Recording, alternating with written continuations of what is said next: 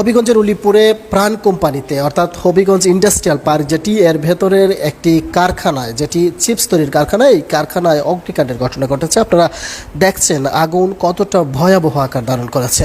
Fire সার্ভিসের 13টি unit আগুন নিয়ন্ত্রণে কাজ করে এবং সবশেষ 4 ঘন্টা চেষ্টার পর এই ভয়াবহ আগুন নিয়ন্ত্রণে আনতে সক্ষম হয়। আমরা যতটুকু তথ্য পেয়েছি যে এর মধ্যে এই আগুনের ঘটনায় এরই মধ্যে একজনের মৃত্যু হয়েছে এবং প্রায় 30 থেকে 35 জনের মতো আহত হয়েছেন, বিভিন্নভাবে আহত হয়েছেন। হবিগঞ্জ ইন্ডাস্ট্রিয়াল পার্কে আজকে অর্থাৎ প্রাণ কোম্পানির ভেতরে যে চিপস তৈরির কারখানা আছে সেই চিপস তৈরির কারখানায় আজকে 2টা থেকে 2:30টার মধ্যে আগুনের সূত্রপাত হয়। এই কারখানার 6ষ্ঠ তলাতে প্রথম অবস্থায় আগুন লাগে এবং নিমেষেই সেই আগুন পুরো ফ্লোরে ছড়িয়ে পড়ে। একটি বিষয় কিন্তু এখানে বলতে হয় যে ঈদের ছুটি চলছে, প্রতিটি শিল্প কারখানা এর মধ্যে ছুটি হয়ে গেছে। তবে এই ছুটির মধ্যেও এই কারখানাটিতে শ্রমিকরা কাজ করছিলেন। এরই মধ্যে যখন আগুন লাগে তখন কিন্তু শ্রমিকরা সেখান থেকে বের হওয়ার জন্য অনেকে, যেটি আমাদেরকে স্থানীয় লোকজন এবং এখানে যে শ্রমিকরা ছিলেন তারা যে তথ্য দিয়েছেন, অনেকে 6 তলার উপর থেকে লাফ দিয়ে নিচে পড়েছেন।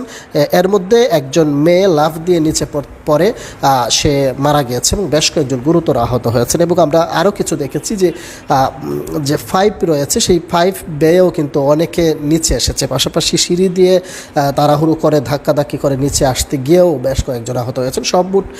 সব কিছু মিলিয়ে সবশেষ তথ্য যেটি বলা হচ্ছে যে একজন নারীর মৃত্যু হয়েছে এবং আহত হয়েছেন অন্তত 35 জন।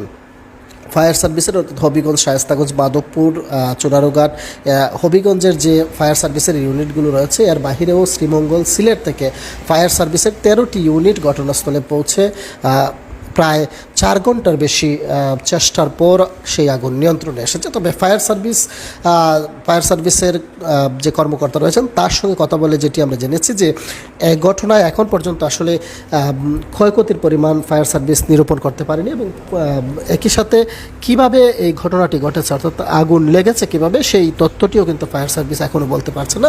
তারা তথ্য জানার চেষ্টা করছে।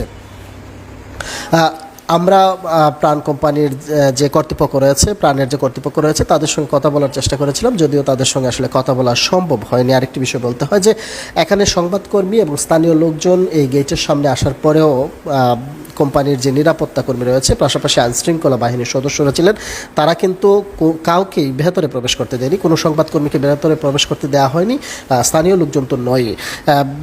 যে কারণে আসলে প্রতিষ্ঠানের প্রধান ফটকে স্থানীয় লোকজন এখানে বিক্ষোভ করেছেন, অনেকে ডিল ছুঁড়েছেন, প্রধান ফটকে অনেকে যে গেট রয়েছে সেখানে লাথি মেরেছেন। যেটি আসলে মধ্যে বলছিলাম যে ফায়ার সার্ভিসের কর্মকর্তারা এখন পর্যন্ত সেই কী পরিমাণ ক্ষতি হয়েছে বা আগুন কিভাবে লেগেছে সেই বিষয়টি নিশ্চিত হতে পারেননি। তবে এই ঘটনাটি তদন্তের জন্য 3 সদস্যের একটি তদন্ত কমিটি গঠন করেছে জেলা প্রশাসন। আমরা যেটি দেখেছি যে বিকেলের দিকে জেলা প্রশাসক জিলুফা সুলতানা এবং হবিগঞ্জের পুলিশ সুপার আক্তার হোসেন তিনি ঘটনাস্থল পরিদর্শন করেছেন। একই সাথে র্যাব সহ বিপুল সংখ্যক আইনশৃঙ্খলা বাহিনীর সদস্যরা সেই ঘটনাস্থল পরিদর্শন করেছে। আপনাদেরকে যদি আরেকটু জানিয়ে রাখতে চাই, 2014 সালে শায়েস্তাগঞ্জ উপজেলার উলিপুর এলাকায় হবিগঞ্জ ইন্ডাস্ট্রিয়াল পার্ক গড়ে তুলে দেশের শীর্ষ শিল্প গ্রুপ প্রাণ।